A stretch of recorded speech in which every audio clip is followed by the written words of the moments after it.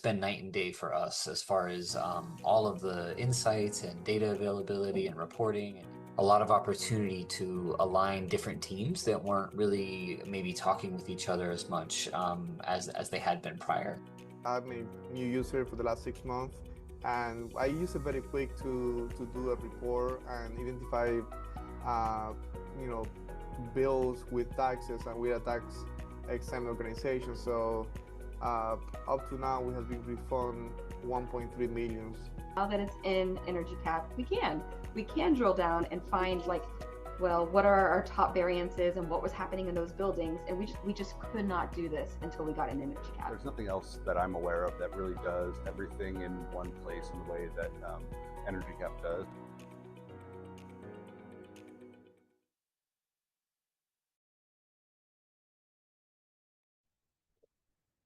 Good afternoon, everyone. I'm Cassie with EMA, and I'd like to welcome you to today's webinar. I also want to thank our sponsor, EnergyCAP, for supporting this session today. Just a few items to cover before we get started. Our presenters will hold questions until the end of the presentation, but we invite you to submit them at any time using the Q&A button at the bottom of your screen. If you happen to experience any technical difficulties during the webinar, please use the chat function to inform the panelists so that our producer, Will, can assist you. This presentation is being recorded, and it will be available for viewing in 1 week. In terms of continuing education credit, everyone in attendance for the full webinar today will receive a certificate of attendance sent to their email. And finally, if you're a certified EMP, your CEUs for attending this webinar will be automatically uploaded to your respective portal after the webinar. Our webinar today is Facility Comfort versus Financial Control, Bridging the Gap Before Utility Budgets Break. I'd like to welcome our speakers for today, Stephen Heinz and Thomas Diliberti. Steve Heinz is the founder and former longtime CEO of EnergyCAP. He has 50 years of professional experience in energy management software, mechanical and architectural engineering, and business entrepreneurship. Steve received his Master of Science degree in architectural engineering from Pennsylvania State University and his Bachelor of Science degree in civil engineering from the U.S. Air Force Academy. He is a registered professional engineer in Pennsylvania and an Association of Energy Engineers Fellow, CEM and CMVP. Steve was the 2013 AEE International Energy Engineer of the Year Award recipient. He has authored many articles on the topics of sustainability and energy and water management and has presented training seminars on those topics to thousands. A guiding motivation for his lifelong focus on sustainability is Jonas Salk's memorable quote, "Our greatest responsibility is to be good ancestors." Tom Diliberti is the Energy and Sustainability Manager at EnergyCAP. He is an energy and sustainability expert with a background in facilities technology and operational efficiency. A former energy manager himself, he applies his analytical and educational skills to help organizations optimize energy use, improve sustainability, and maximize ROI. With experience in energy management software solutions, Tom specializes in turning complex data into actionable insights and training energy professionals. He holds CEM, CMVP, CIAQP, and CLEP certifications from the Association of Energy Engineers. And without further ado, I will hand it over to Steve and Tom to kick us off today. Fantastic. Thank you, Cassie.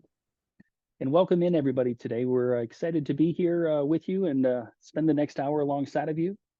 Today's agenda is we want to talk about efficiency and the fact that it's not a team game. So as part of our agenda, we want to kick off with understanding the roles and responsibilities of different departments within our organizations. I want to spend a few minutes talking about forecasted utility rates, but a bulk of the presentation is going to be this middle part of the agenda here. It's a low-cost recommendations for the Finance and Facilities Department.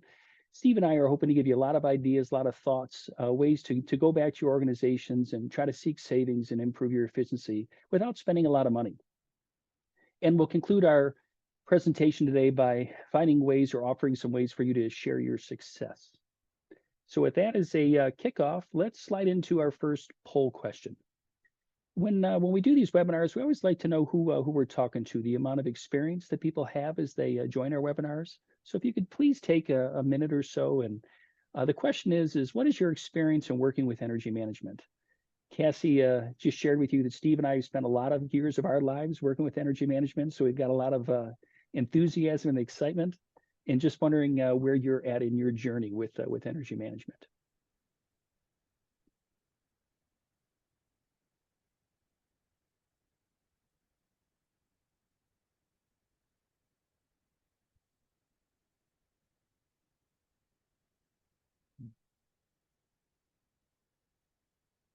Okay, so it looks like we've got a lot of responses, and looks like there's a smattering across the board, as you might expect. Some people just starting out, others who've spent a few years, but a bulk of the people on the call looks like they've spent a number of years, more than a decade, in the energy management field. So that's exciting for all of you, and again, we're all happy that that you're here for today's webinar.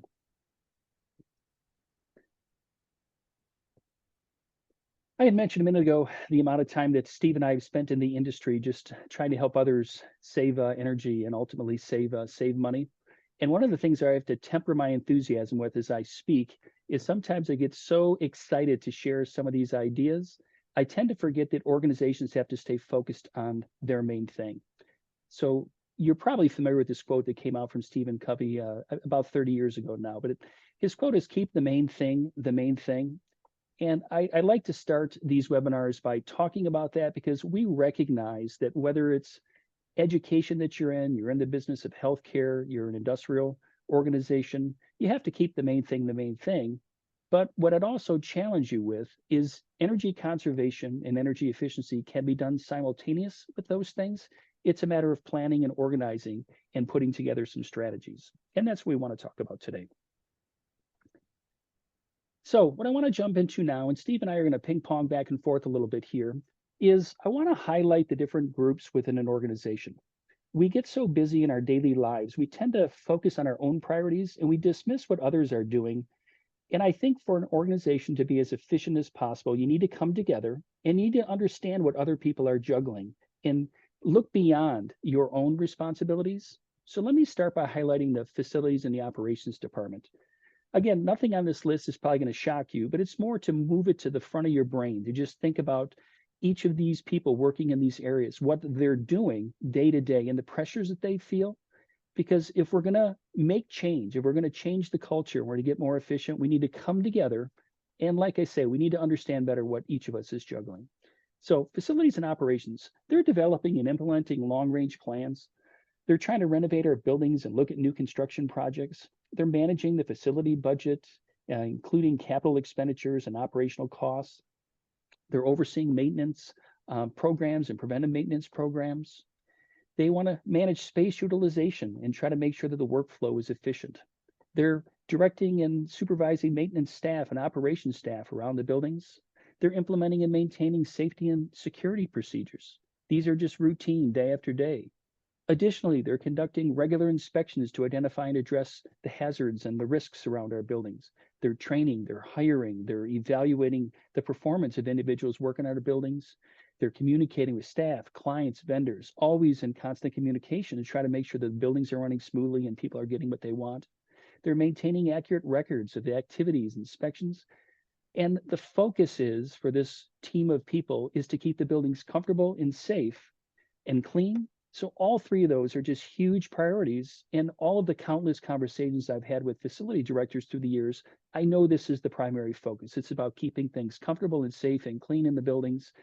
And again, what I want to challenge you with is this idea is that absolutely that's got to be the number one priority, but you also have to keep in mind the idea of efficiency. And you're going to see in a second when I talk about forecast utility rates, it's becoming more and more important to keep efficiency in mind, because of the cost of not doing so is going to be significant. So let me hand it off to Steve here, and he's going to take us through the finance department's responsibilities. Yes, thanks, Tom. The finance department is the second member of the team that will be hopefully is coming together to improve the efficiency and to save energy and money. I must say it was a big revelation to me in my first energy manager position to understand the importance of the finance department. I would have thought most important are the facilities technicians and the people in operations, and they certainly are important. But when I started to review utility bills that were being processed and paid by the finance department, I found all kinds of problems, all kinds of low hanging fruit that could be harvested to save money. So the important things that finance are doing, the most important things relative to energy management, are they're receiving and they're processing utility bills, and they're also establishing the budgets. And of course, controlling all the funds for retrofits and that kind of thing.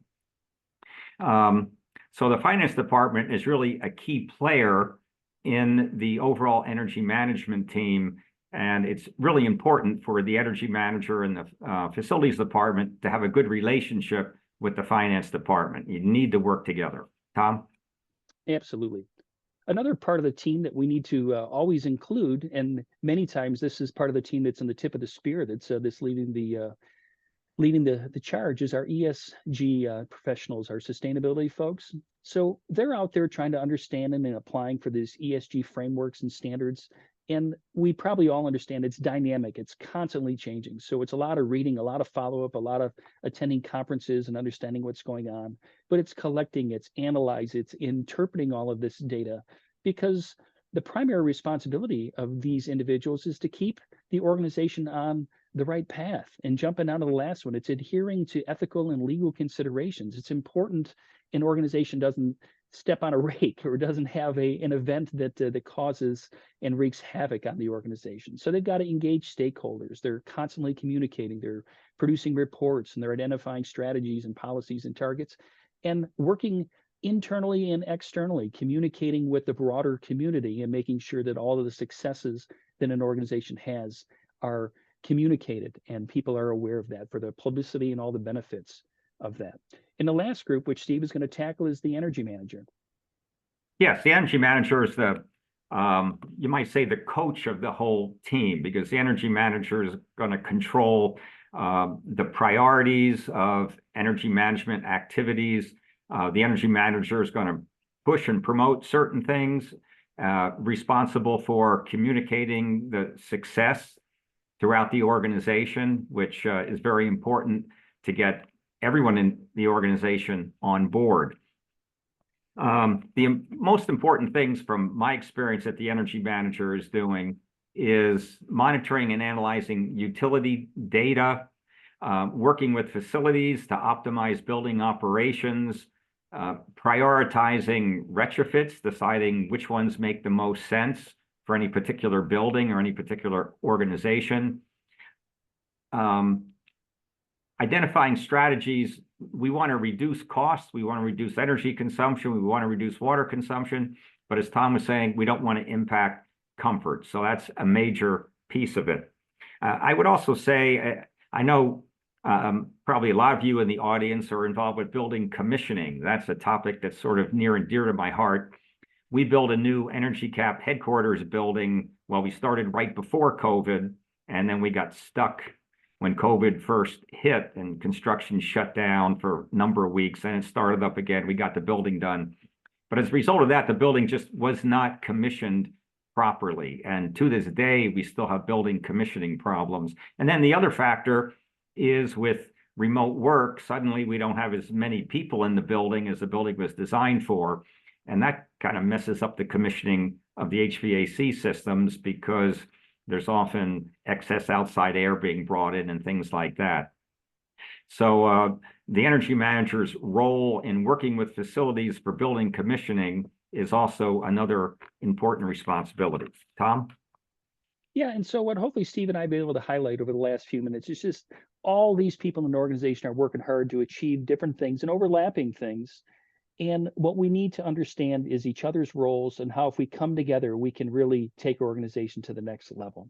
So the main theme there is it's about teamwork, understanding, and working together. What I want to jump into next is just give you a flavor for projected rate increases for utilities in the coming years. And there's a lot on this slide. I just want to give you a chance to kind of look it over and read a little bit, but hopefully it's obvious with the different colors around the country. You see the South and the West, the Midwest and such. And if you skim read here, you notice there's a lot of things going on. In the South, there's population growth and climate impact. In the Northeast, there's massive demand and high baseline prices. Midwest, aging infrastructure. Out West, you got climate change taking place, and a lot more details here that we've included in the graphic. But the main thing the main theme here is that rates are increasing all over the country. Now, it's different reasons. There's different things happening around the country driving the rate increases. But if you notice, all these numbers are 2-digit numbers and they're big. And I wanted to make sure, Steve and I wanted to make sure that you knew this is coming in the next 5 years. And so now is the time to plan. Now is the time to maybe set yourself on a course or on a path to try to offset some of these anticipated costs with operating things in different ways.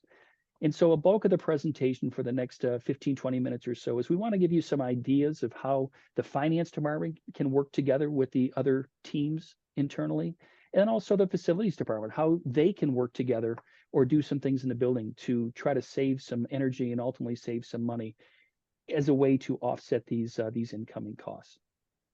So I want to hand it back to Steve, and Steve's going to carry the ball here for a little while, talking about some of these ideas. I'll jump in later, but Steve, if you can pick up here and teach us about how the finance department can help us save some energy, please. Yeah, thanks, Tom. First, let's talk about these different team members and what links them together, because I think that's an important point. Out of the box, the finance department is not thinking about energy management. They might be thinking about cost reduction, but not energy management. So things that link them together, I would say the first bullet summarizes all below. Energy information, i.e. data. That is what brings these four groups together. That data consists of utility bill data, smart meter data, i.e. 15-minute interval data, facility operations schedules. It's important that the occupancy of buildings are synchronized with HVAC systems.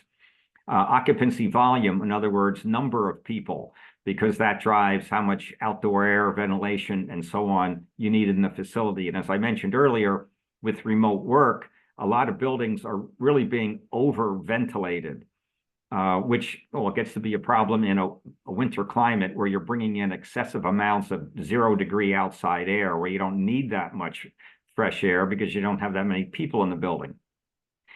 Utility rate schedules is another source of kind of data that these departments share. And then there's external benchmarks like Energy Star.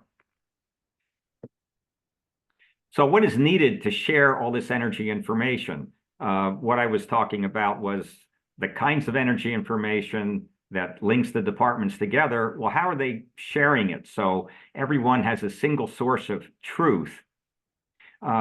What we need is a data platform, a platform that has the financial grade data. It can perform analysis. It can produce reports. It has dashboards. It has benchmarks, so that everything that those four different groups are using is coming from the same source. And something else that's emerging technology, of course, is AI. You can't get away from that. Everyone's talking about AI. And I'm sure that in the near future, and I can't say how near that future is, but sometime before too long, AI is going to be playing a bigger and bigger role in operating buildings and optimizing the energy use in the building. In order for AI to be effective, it needs to be trained. Training requires data. So there we are. We're back at data. Financial grade data is a key to all of this.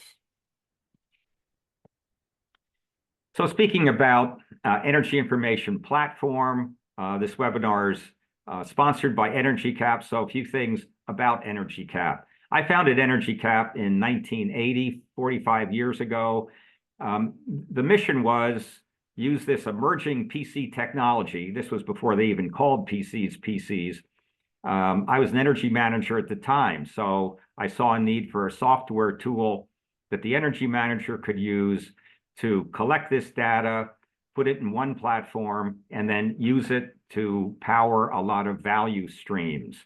Over the years, EnergyCAP has added a lot of new functionality. Some major developments included M&V, measurement and verification of savings. We've had this since 1985, a decade before some other groups and the predecessor of CMVP came out. So we were doing this for a long time. We created a link between energy information and accounts payable so that utility bills wouldn't have to be keyed twice. You could key it once into EnergyCAP, verify it, move it to accounts payable. That was over 30 years ago that we pioneered that. We created a utility bill processing service, the ability to ingest smart meter data, which really expands the value streams that flow out of EnergyCAP. And then we added carbon reporting when that became something of interest and concern to a lot of customers, and Energy Star interface, and have added all sorts of improvements along the way, SOC and FedRAMP compliance, things like that, to bolster the security of the system. And who uses EnergyCAP today? Well, the major market segments are education, government, and commercial. Education is K-12 schools. There are about 45 million students who go to public schools every day. There's about 100,000 public school buildings in the US, so that's a huge sector. And that doesn't even include universities and tech schools and things like that. Government, municipal government, state government, federal government, the same issues. They have a lot of facilities. They need the data. They have a lot of people that need to share the data. Another is commercial. Now there's numbers of commercial sectors. Healthcare, hospital chains are a big one. Retail chains, utility companies. It's surprising. You would think a utility company would know everything about the energy used in their own buildings, yet they don't. And utility companies need an external platform to track their own energy in their own buildings because it's a specialized functionality. Telecom, you see cell towers everywhere. Everywhere you see a cell tower or antennas, there's a utility meter connected to that. The real estate space, commercial office buildings, multifamily, and so on is a huge sector. And ESCOs, as energy service companies aren't tracking their own buildings, they're tracking their customer buildings and providing services for them. And probably numbers of you are involved in that space, and they find the EnergyCAP platform to be very helpful in a third-party platform that they can share with their customers, share the successes and the savings and so on. Okay, now let me talk about the finance department, important things that the finance department can do in cooperation with the energy manager to drive down energy, water consumption, and cost. The first thing is pretty simple, but it's amazing to this day. I've been looking at this now for 45, 50 years. Errors on utility bills. You'd think from the 1970s saying, oh, in the mid-2020s, utility bills, man, they're going to be correct. They're going to be standardized. Well, neither of the above has happened. There's still lots of problems with utility bills. Duplicate bills, faulty meter readings, all kinds of things. So you can see the kinds of things that we typically automatically check on a utility bill to spot problems. Tom? Whoops. There we go. Utility account ownership. This is one that there's some good stories that we could tell about this. You would think that an organization would be paying the utility bills for their buildings, their accounts, and only their accounts. But we have found some huge errors over the years where an organization was paying for somebody else's utility bill. So how does that happen? Typically, it's because an organization sells a building, but in the process, the utility account doesn't get changed over to the new owner, and just nobody notices it. Well, maybe the new owner notices it, but the seller doesn't notice it, and sometimes years later, they are still paying those utility bills. So that's some low-hanging fruit that you can verify relatively easily. Next. Meter multipliers.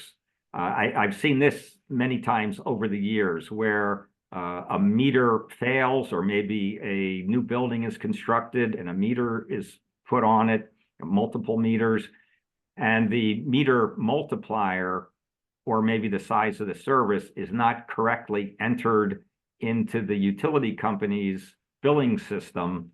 And so those calculations are off right from day one. How do you spot that? Typically, you spot that by benchmarking buildings, comparing like buildings on a use cost per square foot basis.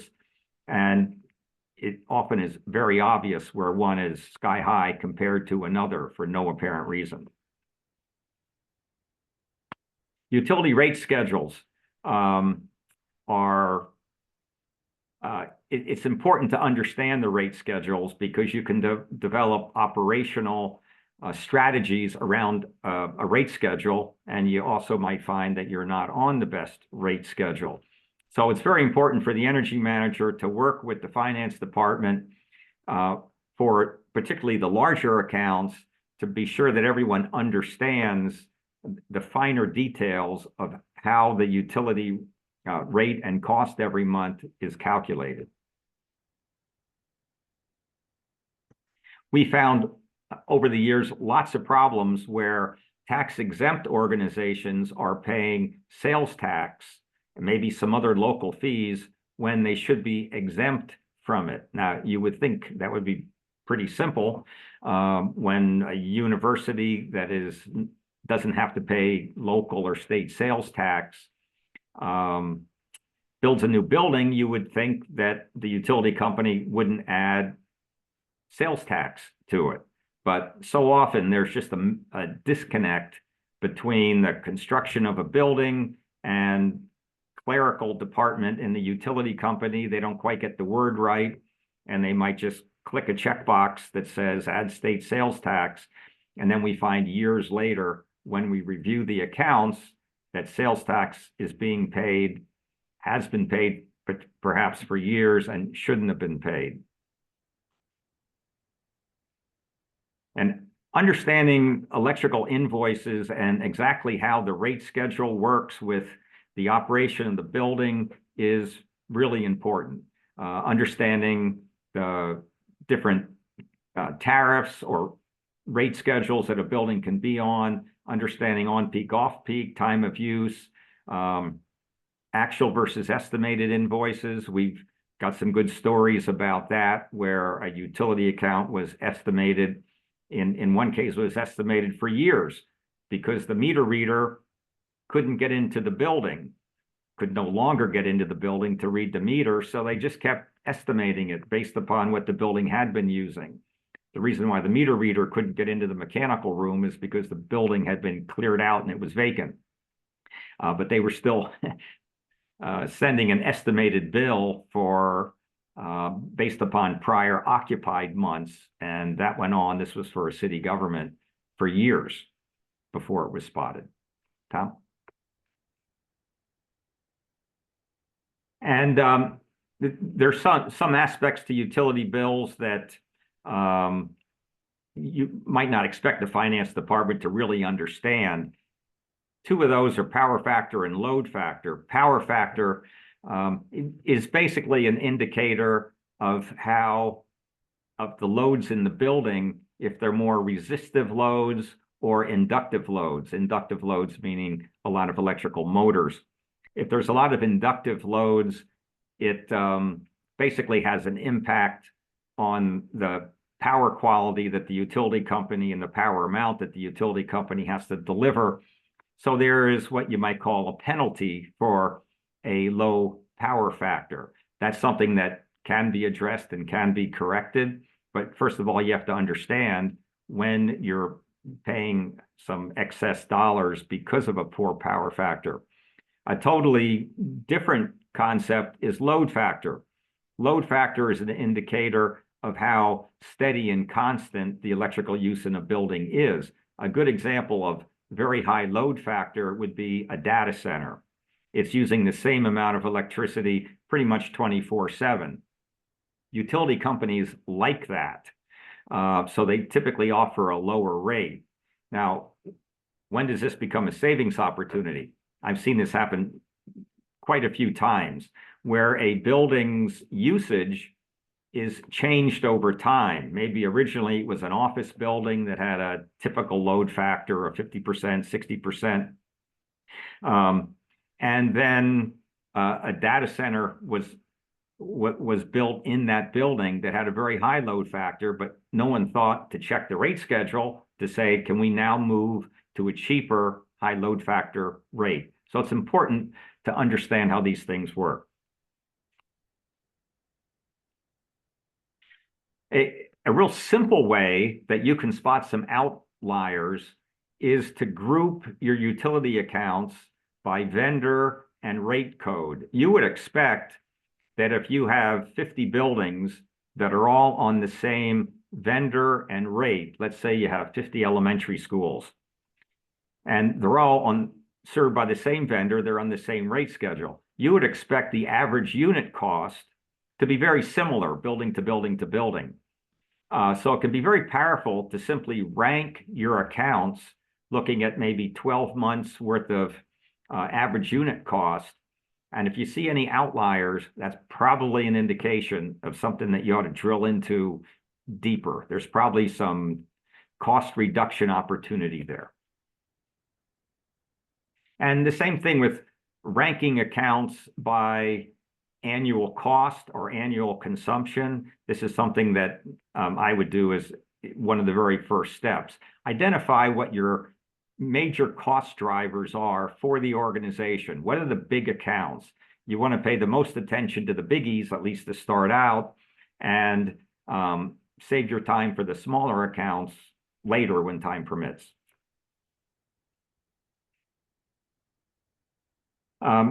By understanding your rate schedules and your average unit cost and so on, you can identify which accounts might potentially be candidates for alternative rates. Most utility companies have more than one rate option. Now, that can get pretty complicated and sometimes requires some specialized expertise by a consultant. Sometimes you can just talk to the utility company and ask them if there is an alternate rate that would be better given your history of consumption. Also, in deregulated states, energy supply options can potentially be a big source of cost reduction. Yeah, Steve, I think this is where I kind of plan to take over. Yes. So we're doing kind of in a webinar today is we're transitioning at this point from the stuff that Steve has highlighted in the last 15 minutes is a lot of stuff that can be done in an office by the finance department. Certainly, it requires a little bit of understanding, some training, and very likely a tool, a way to see all this data in a nice, clean way. But by putting effort into understanding the bills, how you're paying for certain utility, and just are there different options, different mistakes that are being made, catching those and following up on those. Many times there's great opportunity to save doing that work. What I want to highlight for the next 10 minutes or so is what we can do out in the field. What can the facilities department do along with the energy manager and the other parts of the team to generate savings? So how can we operate the buildings a little bit different? And I want to start with this core management philosophy. And I have to give Steve credit for this because he dubbed this. And I just think it's a great, simple way of looking at how to approach managing facilities. So the idea is, if you have HVAC, you have lighting, you have systems, IT systems, whatever they might be, if it's possible to turn them off when they're not in use, that would be step number one. Turn it off. There's no better way to save energy than to power things down that can be done safely and reasonably as long as they power up the following day. Why not? Just power things off, turn things off. If you can't power things off because of limitations or occupancy or a bevy of other factors, the next option would be to set it back. So see if you can't change the temperature, or think about lights, maybe setting back lights, and maybe you've never thought about it this way, but maybe they can be dimmed. Maybe the lights can't be turned off all the way. But many of us have begun to see parking lots at night that dim, right? Where it goes from a full brightness when it detects people and traffic and cars moving around, but then when there's no movement, the lights dim. To me, that's the concept here, to set it back, change the temperatures, change the loads, decrease the amount of energy that's being used. So if you can't turn it off and you can't set it back, if you're forced to let it run, then tune it up. So if you've got systems, and this might be true again of all sorts of different things, IT systems and lighting systems and HVAC systems, if they're forced to run all the time, 24/7, then put some effort into tuning them up. Make sure that they're running as efficiently as possible. And also, if you've identified systems that are not running efficiently, maybe those are the first slated for replacement. So sort out your data, find those systems and prioritize them, and it's going to give you the biggest bang for the buck. So again, to summarize, turn it off if you can, set it back if you can't, and if you got to run it, tune it up. If you live with that philosophy as an energy manager and you're out in the field, you're going to make great headway in managing your facilities. Another thing, and Steve has alluded to this from the perspective of the finance department, but the same thing holds true from the facilities department and the energy manager, is you got to benchmark your buildings. You got to take a look at how they're performing and group them together. Take a look at buildings that maybe are of similar age. Maybe you throw them in a bucket and you compare them. Or maybe it's similar mechanical systems, all buildings that are chiller buildings or buildings that are rooftop buildings or have similar attributes to them. That's how you can identify the energy hogs or the buildings that seem to jump out that require more attention. It's rather obvious, but it bears saying is that use energy use index is a great tool for looking at your buildings that are using the most energy. And don't forget about Energy Star. If you haven't gotten a recent update on the Energy Star program, it's still alive and well, appears to be funded for another year. So Energy Star Portfolio Manager, again, appears to be healthy and alive for at least the next year and hopefully long beyond that. But Energy Star is a great way of looking at your buildings. Look at the CPEX data to see how you're doing against median performance of buildings, but you got to find the ones that are underperforming and spend some effort getting out in the field and identifying what's causing some of those problems. I want to spend a few slides, so maybe 5 minutes or so, talking about this 15-minute smart meter data, or interval data is another term. And in some cases, people see this data the next day. So if you're not familiar with this data for many utility companies around the country, and I'm speaking specifically of electrical utility companies, they have this data more readily available now than they did 10 years ago or certainly 20 years ago. So it is available and it's out there, but you've got to get access to the data, but it's very powerful data. What I want to do is just talk you through, just for those in the call that maybe haven't seen this data before, this chart down here in the bottom right-hand corner is a plot of this 15-minute interval data. The black line represents the energy use every 15 minutes, so it plots across the graph moving from left to right. The green region represents an area or a anticipated usage based on the history. So when the black line is within the green, that's what's expected. When the black line leaves the green, it means that you're outside of normal. And the blue vertical region here that I'm trying to highlight is an overlay that you can put in these graphs in order to understand maybe the times when you'd be penalized for energy use. So this might be an on-peak window. So this type of data is very powerful, looking at how the usage pattern goes, what's normal, what's expensive, and allows you to study your buildings and really focus on where there might be opportunities. So the list here, some of the things that you might be able to identify is, suppose you're starting your buildings a little bit too early in the morning. This data can highlight that, or that can pop out of the data. Maybe the building recovers in a half hour, and it's turning on 2 hours ahead of time. And I've seen this a lot for those of you that might be using optimal start or some type of automated way of determining how a building is going to fire up in the morning and start itself. Keep an eye on it.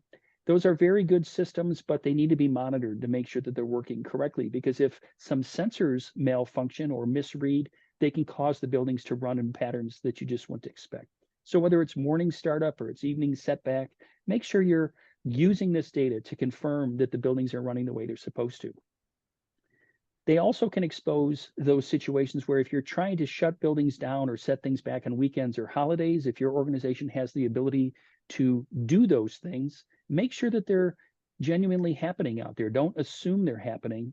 And this data is great. I tell people this is a great way to virtually audit your buildings. You can see what's happened in the buildings without physically being on site. I want to encourage you to also be on site to make sure you're walking the buildings at different times, looking for things, and I'm going to talk about that here in a minute, but take advantage of the technology and audit things virtually as well. You might have equipment that's frequently turning on and off. It's cycling, it's short cycling, which we all know is not good for the equipment. This data is excellent at finding those. You'll see the data spike up and down, and it will be a red flag and say, hey, we gotta take a look at that motor, take a look at that system that's running a little out of whack. If you've got a big piece of equipment that's driving a lot of your demand because it's just so big, this allows you to track that piece of equipment and make sure you manage it during those periods of peak demand. And maybe you got to find another solution. Maybe it's using some type of strategy of battery storage or some type of demand response program, something to take advantage of getting that piece of equipment turned off or managing it in ways that has a financial benefit to you. Also, like the large HVAC units you might want to turn on, I would encourage you, if you don't use this as a control strategy, to stage large equipment on in the morning. So big motors that are turning on, big air handling units, don't turn them all on at the same time. Usually the best way to operate them is to stage them on, and this data is excellent at tracking that and seeing how the loads change in the building as equipment ramps up first thing in the morning. You can identify stuff that's running overnight, which is great. And a thing that many times gets forgotten about is this last bullet, is this data is great at determining the cost of retrofit. So you do a retrofit, whether it be lighting or something mechanical, you can use this data post retrofit to see how the building performed pre and post and net out the difference. And I have an example of that here in a second, which you can see how you can get some numbers from it. So use this data to validate actions that are taking place in the buildings, and also it's great for calculating cost avoidance. So let me go through a couple examples here. So this is similar to the previous interval data graph that I had a second ago, but this is a 7-day graph. So I want you to notice the dates here. So this is around the holidays, around the Christmas holiday. And what you're seeing here, once again, is the usage in black, which suggests that it was running as normal because it was in the green region for a couple days. And then all of a sudden the black flattens out when the green is still showing the same pattern. And what can be learned through this is the building was set back during the holiday period of time. Normally, a Monday through Friday or the weekend, it was running, and now the black line suggests it's no longer doing that. So it's confirming, it's verifying a setback. So if you take action to save energy and ultimately save money, you're able to prove that is in fact happening. And this is great at convincing people. If they're uncertain whether to spend money for certain efforts, having data like this post-event, post-energy conservation measure is very, very powerful because it shows people that, in fact, you were successful in your efforts. This here is another example of the interval data, just charted a little bit different. So rather than using the other type of plot, this is a bar plot. And just giving you a second to digest this, what you see here is you see 5 different humps in the data. Those represent the 5 different work days of the week. In the missing humps here in the middle would represent the weekend. So you've got a 7-day week. It's just staggered Wednesday, Thursday, Friday, the weekend days, and then Monday, Tuesday. But what's really neat about this data and the analytics that can be done is this can roll up how much energy you're using, whether you're on schedule or whether you're off schedule. So when you look at this total here, and I'll approximate it as 10,000 units, this is saying that every time you go occupied and you have 5 humps in the data, 5 into 10,000 or 10,000 divided by 5, each one of these humps represents about 2,000 units of use. So you can quantify, you can turn that into the impact of turning a building from the unoccupied to the occupied mode. So then you multiply by the rate, the utility rate. And I didn't go through that long calculation here because I think my intent here is conceptual, that you can see this data and turn it into something meaningful because you have something to draw on. And this off-schedule number here, this roughly 11,000 number, to me, you've got 7 days through the week. This is essentially telling you your base load. This is telling you if you were to divide this number by 7, and it turns out roughly mathematically to be about 1,500, it's saying you are going to be spending 1,500 units a day as a base load, regardless of whether you go occupied or not. Again, very powerful information if you want to begin to quantify things and calculate some values. One last example here is just verifying a leak. So this example, again, similar to the other graphs, your green line here is showing that you have no use on a water meter. Water meter was used again, and all of a sudden you start to see the water meter never returns back to 0.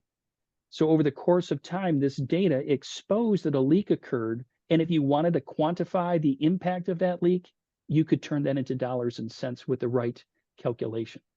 So the point here is this data is very, very powerful. If you don't have access to it, you might begin to learn more about it and explore this. But I'd also say go to your utility companies if you haven't begun to use electrical interval data, because most utility companies around the country have access to that data. I mentioned a minute ago about virtually auditing your buildings and using the powerful tools. I don't want to discourage you from literally walking your buildings and getting out during occupied time and unoccupied time. There is no more powerful experience for an energy manager and facility people than to see their buildings in action and understand what's happening. It's connecting the data. Back to the whole theme of this webinar today, it's about the data. You got to connect the data with your experiences in the building, because even to this day, even with all the sophisticated equipment, you still got to check the thermostat set points and make sure that the temperatures in the room are similar to the set points. And another thing that happens is people usually have push buttons or slide bars. They can do things to the thermostat. They can fool the thermostat in order to get temperature preferences. You need to understand that so you can put strategies around managing it. If there's unnecessary lighting, got to find it and hopefully come up with ways to turn off lighting. Look for the greatest opportunities of lighting replacement. So if you have those lights on, remember I mentioned a minute ago, if you can't turn it off, set it back. And if you can't set it back, then tune it up. Well, maybe this is a situation where you're unable to get these lights turned off. There's just no way to manage it. So these become the ones, well, let's take a look at doing a lighting replacement, because it's going to reap some significant benefit for doing so. The other thing is with heating and cooling, there's evidence in the space if people are hot or cold. They'll wear jackets, they'll open windows. You don't know that unless you're in the building seeing that information. And another common thing is exhaust fans. People tend to dismiss exhaust fans and think they're really not that big of an energy user. But if there are many of them and they're moving a lot of air, it's the air that they're allowing to be pulled into the building that may need to be heated or cooled. That's your big expense. So don't dismiss exhaust fans. Every exhaust fan in every building should have a management strategy built around it to make sure that it's functioning correctly. Let me hand it back to Steve to begin to wrap us up here. Steve, back to you. And when you find success in these various things we've been talking about, a really crucial step is to communicate that success. Because if you don't communicate it throughout the organization, you're not going to get quote credit for it or goodwill. And it's not that you're just trying to be boastful. You're trying to set yourself up for the next budget request. And you're more likely to get your projects approved if members of the organization who are decision makers have a good opinion of what you've been doing, because they have seen the results of your efforts. One way you can do that is with dashboards and reports.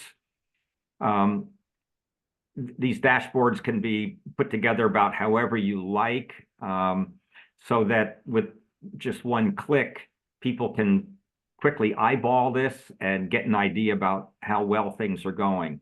Reports can be scheduled to auto distribute to a certain audience.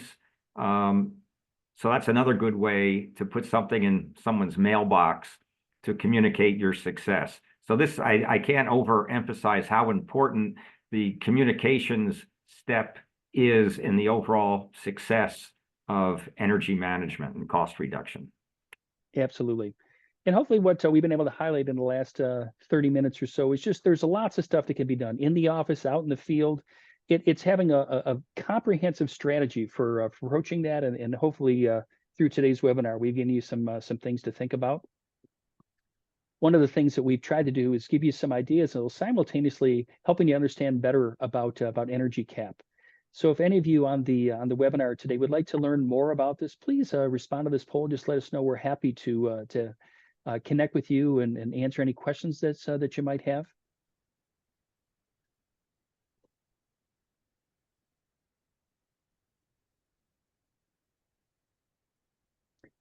At the end of the day, when you are in this arena of trying to make change, I think there's a couple of critical principles. One is culture. I think building a culture of energy conservation and collaboration is just really, really important for organizations to start there. And the other huge thing, it's about action. It's about taking action. It's these things do not happen on their own. As I've worked with literally hundreds of organizations around the country, that's what I saw. I saw people coming together, working for a common cause, and people taking action. They found things. They actually put solutions together to solve some of the problems they have. And many problems are similar from one organization to the next, but everybody's got their unique challenges as well. So if you would like to connect with me, I am available on LinkedIn. I'd love to have you connect with me, or if you want to email me directly, here's my email address. And I think we are getting to the point where we are ready for some questions. So if you have any questions that you'd like to ask, Steve and I are happy to answer any questions that you might have. All right, thank you both so much. We've got a couple of things coming into the Q&A. Just like Tom said, if you've got questions, we've got a few minutes, so add those in the Q&A. This person had a comment, said, I haven't seen stagnating equipment startup time to reduce peak demand. That's a neat suggestion, so thank you for that. Yeah. And then Sharon had a question that said, what do you consider to be low-hanging fruit when reviewing utility bills? Yeah. Oh, yeah. Tom, we've both seen some stuff. Go ahead, Steve. I mentioned account ownership, paying a utility bill that's for a building that you no longer own. Accounts where you're paying sales tax, but you're sales tax exempt. Accounts that are clearly on the wrong rate schedule, maybe because the function of the building changed over time. So the rate schedule that it was put on when the building was constructed is not the optimum rate schedule for today. Meter reading problems, duplicate billing problems. That's the kind of thing that I would consider the real low-hanging fruit. Now, how do you know where the low-hanging fruit is? One thing would be to quickly review all your utility accounts by setting up a platform like EnergyCAP, where you set up all your buildings and then you assign utility accounts to buildings. Going through that process is going to identify any utility accounts that don't have a building to belong to. That's one way that you might spot those kinds of problems. And then once you get some data built up in there, you can start to rank and benchmark. I mentioned ranking your accounts by average unit cost, by rate, by vendor. And that's quickly going to reveal which accounts are outliers. So through all this process, you're really looking for outliers, and you need a data platform to statistically identify outliers, and then you drill into those. Sometimes you can work with the utility company and they'll help you with that as well. But you can't call the utility company and say, I have 1,000 utility accounts, please look at all of them and tell me if there's any problems. They're probably not going to do that. But if you say these 10 seem to be statistical outliers by average unit cost or some other index, they often will help and look at a handful of them. I would just add to that, one of the things that I found very powerful in working with people around the country is literally just fanning the bills out on a big table, like bills that are similar. Suppose, using the example of a school organization where maybe you've got 4 different high schools or something similar to that, where you just put them all on the table and look at all of them kind of simultaneously. You begin to see patterns or inconsistencies, and all of a sudden you get excited because you know there's things that just don't feel right and don't look right. And maybe that's my final thought for this is usually when you're looking at the bills, if it just doesn't feel right, don't let it go. I mean, keep dogging that issue, because chances are there's going to be some type of benefit. You just get a feel for these things over time, and that's I think words to live by when it comes to utility bills. Cassie, what else?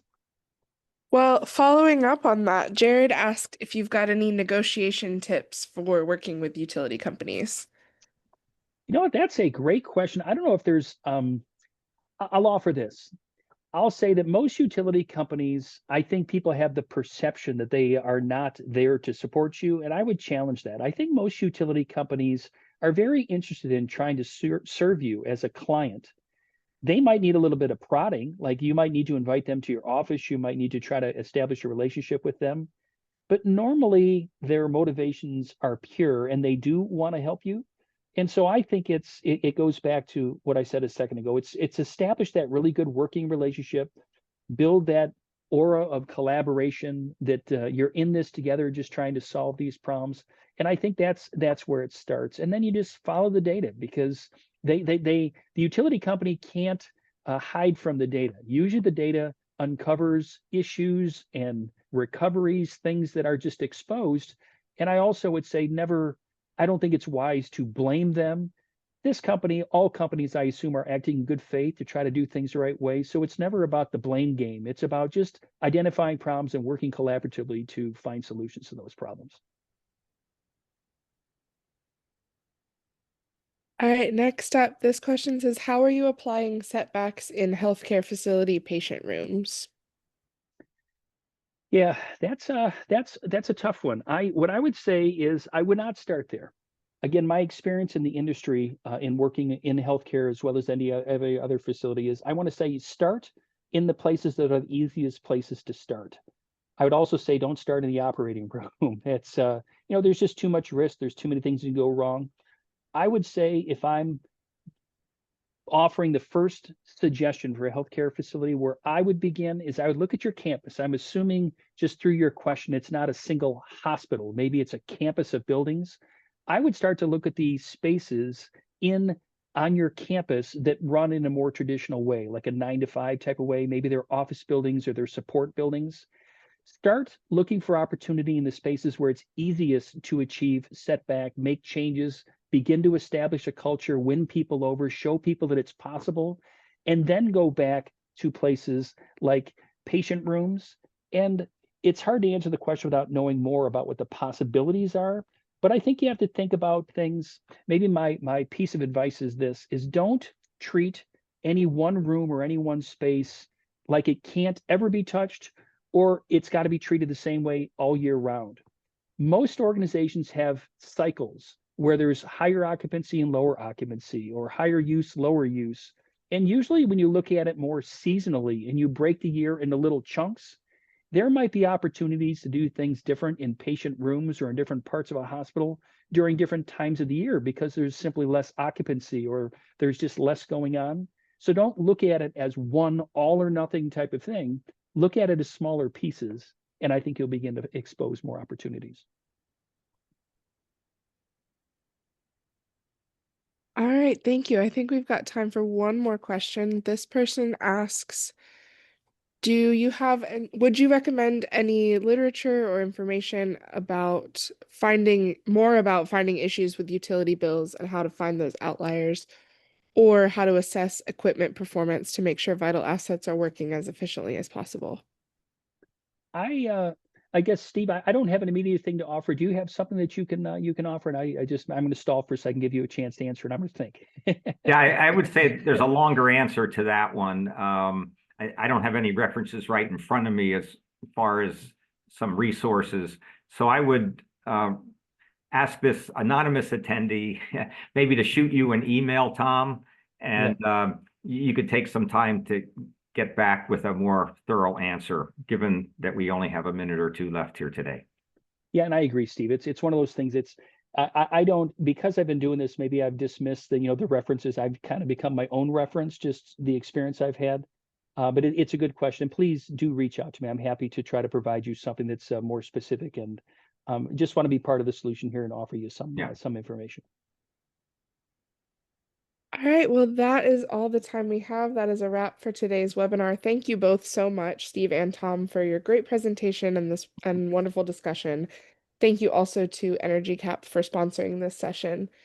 Thank you also to everyone who joined us today. We hope you found the session insightful and full of takeaways that you can bring back to your own work. Before we wrap up, I want to remind everyone that the call for abstracts is open for CX Energy 2026. So if you've got a presentation idea, you can learn more about that at cxenergy.com. Presenting at CX Energy is a unique opportunity to share your expertise and be part of one of the industry's most respected technical programs. We also want to remind attendees today of the upcoming O&M Best Practices for Energy Efficiency training, which is coming up on September 24th.